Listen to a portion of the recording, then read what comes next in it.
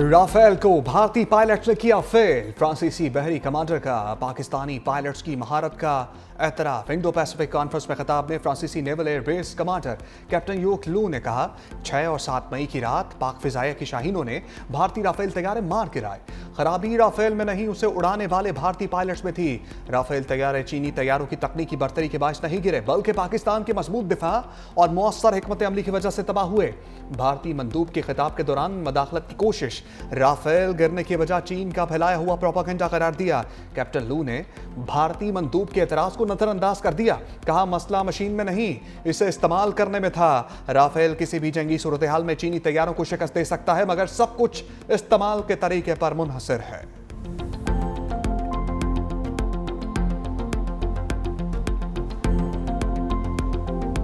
तेजस हादसे पर गोदी मीडिया ने नया बहाना तराश लिया। भारतीय लड़ाका तैयारा गिरने की जिम्मेदारी अमेरिका पर डाल दी। जनरल रिटायर्ड बख्शी और अर्नब गोस्वामी ने अमेरिकी इंजन को मोर्दे इल्जाम ठहराया। भारतीय एंकर ने कहा, अमेरिका ने इंजन की फराहमी में ताखीर की, जिसने खलल पैदा किया। तेजस अमेरिकी जनरल इलेक्ट्रिक के बनाए हुए इंजन से चलता है। अमेरिकी हुकूमत ने जदीद इंजनों की डिलीवरी सुस्त करने की कोशिश की। हमने $1 अरब नकद अदा किए। इंजन 2 साल पहले मिलना चाहिए था। तेजस तैयारा हादसे का जिम्मेदार कौन? तहकीकात शुरू। पायलट की गलती थी या मशीनी खराबी? फैसला तहकीकात के बाद होगा। फ्लाइंग रूल्स के खिलाफ वर्जी के इम्कान को भी देखा जाएगा। दुबई एयर शो की फ्लाइंग कमेटी भी तहकीकात का हिस्सा।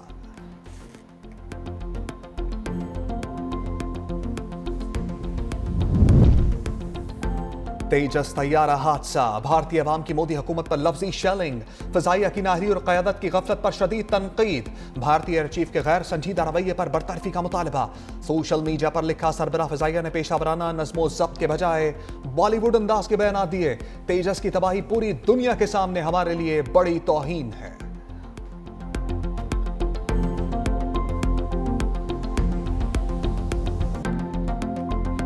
दिसंबर के महीने में जो किस्त आनी है आईएमएफ की, आईएमएफ ने कंडीशन लगाई थी कि अगर आप ये रिपोर्ट नहीं रिलीज करेंगे आपको पैसे नहीं मिलेंगे, लेकिन इनके पास किसी चीज का जवाब नहीं है। पाकिस्तान में ट्रांसपेरेंसी है ही नहीं, शफाफियत है ही नहीं। जो लोग ढंढोरा पीटते हैं ना कि 27वीं अमेंडमेंट, ये और मजीद खराब करेगी आपकी मईशत को। जब शफाफियत नहीं होती तो इन्वेस्टर नहीं आगे करता। आपके जजेस आप खुद ले आएंगे। 24 करोड़ अवाम को ट्रैप करके रखा हुआ है इस रोटन सिस्टम में। IMF रिपोर्ट, अपोजिशन ने हुकूमत को कचहरे में खड़ा कर दिया। साबिक गवर्नर सिंध मोहम्मद जुबैर ने कहा, हुकूमत के पास IMF की रिपोर्ट का कोई जवाब नहीं। दुनिया का कोई और मुल्क होता तो हुक्मरान जमात मुस्ताफी हो जाती। IMF ने बता दिया, मजलूम लोग पिसे हुए हैं। वज़ीर आज़म कौमी असम्बली में आकर IMF रिपोर्ट पर जवाब दें। तैमूर सलीम झगड़ा ने कहा, IMF कह रहा है पाकिस्तान में करप्शन हो रही है, इदारों की कारकर्दगी सियासी दबाव में आ जाती है। IMF रिपोर्ट अदालतों की दयानतदारी पर सवाल उठा रही है।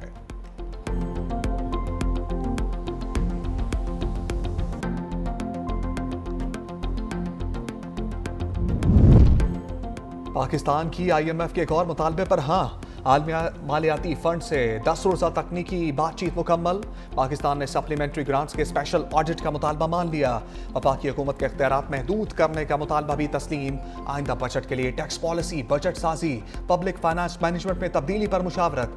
IMF टेक्निकल वफ्द बजट में अहम तब्दीलियों की तजावीज़ देकर वापस रवाना हो गया। आइंदा माली साल के लिए बजट तजावीज़ पर टेक्निकल रिपोर्ट जनवरी में वजारत खजाना को दी जाएगी। Public finance management digitalise plan तश्कील देना, PFM डिजिटलाइज प्लान की निगरानी के लिए कमेटी तश्कील देना शामिल है। बेरोजगारी बढ़ने की रफ्तार तेज से तेज तर। लेबर फोर्स सर्वे 2024-25 के मुताबिक बेरोजगारी की शरह 7% होने जा रही है। 2021-22 में शरह कम होकर 6.3% हो गई थी। हुकूमत बेरोजगारी की शरह आइंदा हफ्ते बाज़ाब्ता तौर पर जारी करेगी। देही खवातीन, घरेलू मुलाजमीन, किसान भी बेरोजगार कैटेगरी में शामिल। बेरोजगारी सबसे ज्यादा 15 से 24 साल तक के नौजवानों में थी। ज़िमनी इंतखाबी दंगल का काउंटडाउन शुरू। कौमी असम्बली के 6 और पंजाब के 7 हलकों में इलेक्शन कल होगा। इंतखाबी सामान की तरसील का अमल मुकम्मल। NA 18 में शहरनाज और बाबर नवाज खान में कांटे का मुकाबला होगा। NA 129 में नून लीग के हाफिज नुमान और आजाद उम्मीदवार अरसलान अहमद मैदान में होंगे। NA 185 में नून लीग के सरदार वक्कार और दोस्त मोहम्मद खोसा में जोड़ पड़ेगा। NA 96 में लीगी उम्मीदवार बिलाल बदर का नवाब शेर वसीर से मुकाबला। NA 104 में लीगी उम्मीदवार राजा दानियाल का आजाद उम्मीदवार राना अदनान से मुकाबला होगा। NA 143 में नून लीग के तुफैल जट का जरार अकबर चौधरी से आमना सामना होगा। ज़िमनी इंतखाबी मुहिम में मुदाखलत पर वज़रा के खिलाफ एक्शन। इलेक्शन कमीशन ने मामले खसूसी हुज़ैफा रहमान की सरगर्मियों को महदूद कर दिया। डेरा गाजी खान में इंतखाबी अमल पर असरअंदाज होने की इत्तलात पर कार्रवाई की। सूबाई वज़ीर स्कूल एजुकेशन सिकंदर हयात को भी नोटिस। PP 116 में उम्मीदवार अहमद शहरियार के इंतखाबी मुहिम पर जवाब तलब। ज़राए के मुताबिक तलाल चौधरी, राना सनाउल्लाह समेत दीगर जिम्मेदारान के खिलाफ भी कार्रवाई। इलेक्शन कमीशन ने सेक्रेटरी इलेक्शन कमीशन को वाज़ेह हदायत जारी कर दी। इलेक्शन कमीशन ने हदायत की किसी दबाव को खातिर में ना लाया जाए। ज़ाब्ता अखलाक की खिलाफ वर्जी पर मुतल्लिक़ अफसर को सख्त तादीबी नताइज भुगतना होंगे।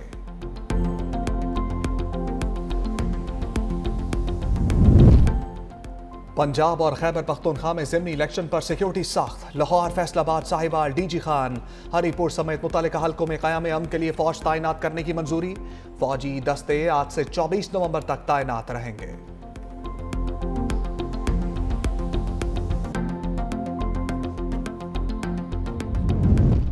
रेलवे का निज़ाम मईशत के लिए रीढ़ की हड्डी की हैसियत रखता है।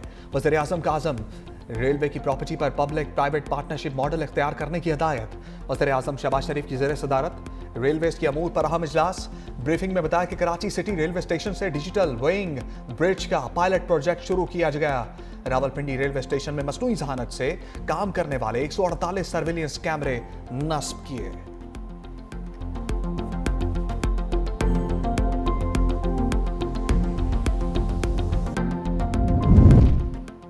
दुश्मनों का जीना मुश्किल, बनू में सिक्योरिटी फोर्सेस की कार्रवाई। फितनल खवारिज के 8 दहशतगर्द हलाक। ऑपरेशन 8 घंटे तक जारी रहा। हलाक दहशतगर्दों में एक की शनाख्त रसूल उर्फ कमांडर आरियाना के नाम से हुई।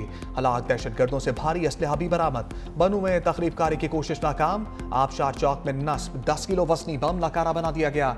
सदर आसिफ अली सरदारी वज़ीर आज़म शहबाज शरीफ का सिक्योरिटी फोर्सेस को खराज तहसीन।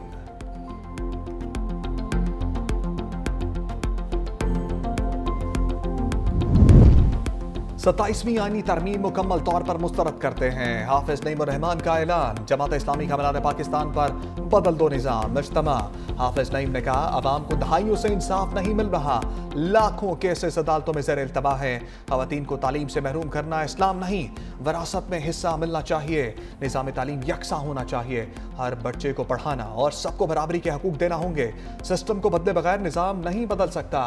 मारूफ ताजिर SM तनवीर ने कहा कि मैं सवाल करता हूं कि पाकिस्तान में बिजली महंगी क्यों है, 13 करोड़ डॉलर्स का कर्जा क्यों ले रखा है। मुल्क में ज्यादा सूबे बनाए जाएं। ताजिर बरादरी की सिफारिशात पर अमल पैरा होकर मुल्क एशियन टाइगर बन सकता है।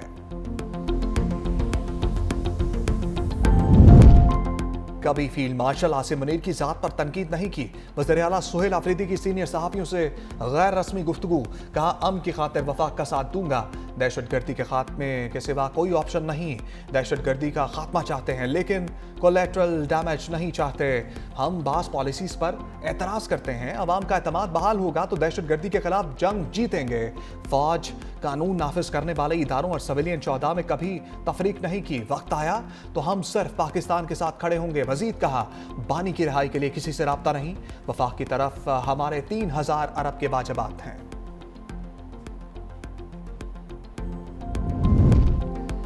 कैदी मिलना नहीं चाहता तो जेल हुकाम जबरदस्ती नहीं मिलवा सकते।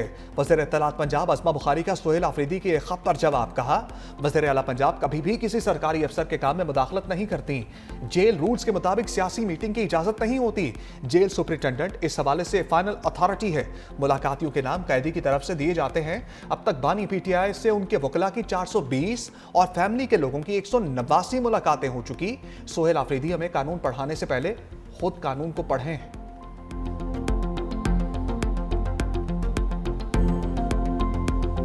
एक दूसरे पर लफ्जी वार के बाद ट्रंप ज़ोहरान बैठक।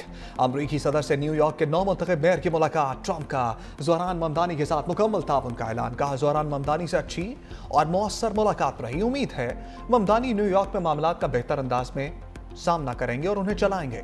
हम उनकी हर मुमकिन मदद करेंगे ताकि ये लोगों की उम्मीदों पर पूरा उतर सकें।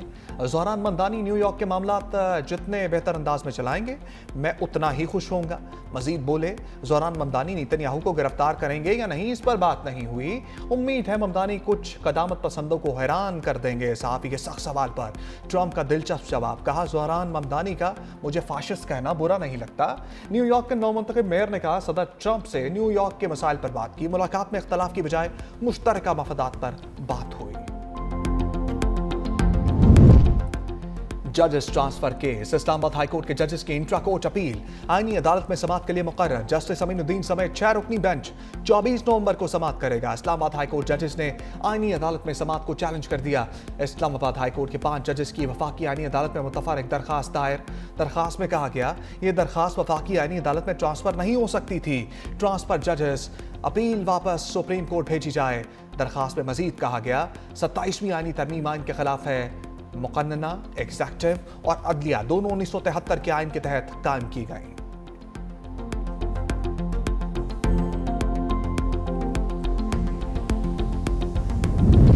27वीं आईनी तरमीम के खिलाफ सिंध के वकला सड़कों पर निकल आए। सिंध हाईकोर्ट के बाहर वकला का कन्वेंशन। वकला जबरदस्ती सिंध हाईकोर्ट में दाखिल हो गए। वकला और पुलिस में तल्ख कलामी। वकला ने पुलिस एहलकारों को बाहर निकाल दिया। पुलिस की भारी नफरी। सिंध हाईकोर्ट के इर्द गिर्द तैनात। एहतजाज के बाद ट्रैफिक की रवानी शदीद मुतासर।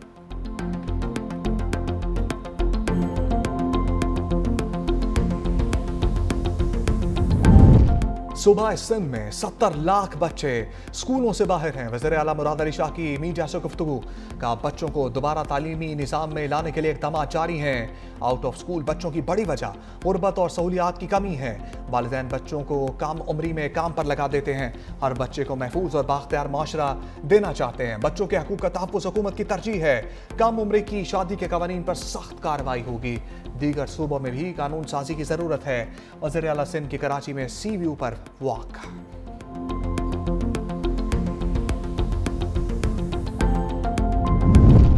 ट्रंप ने यूक्रेन को मुआहदा कबूल करने की डेडलाइन दे दी। सदर ट्रंप ने कहा अमरीका चाहता है यूक्रेन अगली जुमेरात तक मुआहदे के फ्रेमवर्क पर दस्तखत कर दे। अमरीका ने यूक्रेन को मुआहदे के फ्रेमवर्क पर दस्तखत करने पर मजबूर करने के लिए इंटेलिजेंस शेयरिंग और हथियारों की सप्लाई रोकने की धमकी दी। अमरीकी नायब सदर जेडी वेंस का भी सदर ज़ेलेंस्की से टेलीफोनिक राब्ता। अमरीकी मंसूबे को मुआहदे की शक्ल में बदलने के लिए कायल किया।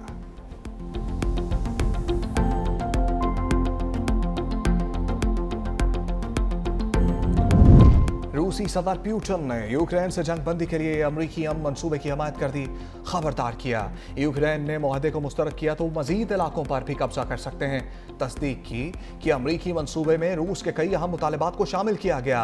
अमरीकी दस्तावेज में कुछ आम शिकें शामिल हैं जिन पर बातचीत की जा सकती है। सदर ज़ेलेंस्की को पैगाम देते हुए रूसी सदर बोले अमरीका का 28 नुकाती अमन मंसूबा यूक्रेन के लिए हतमी अमन मुआहदे की बुनियाद बन सकता है।